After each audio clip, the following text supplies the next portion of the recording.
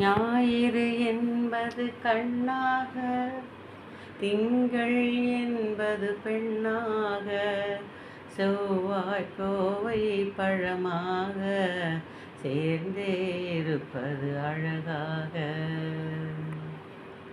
நேற்றைய பொழுது கையோடு, இன்றைய பொழுது கண்ணோடு, நாளைய பொழுதும் உன்னோடு நிழலாயிருப்பேன் பின்னோடு.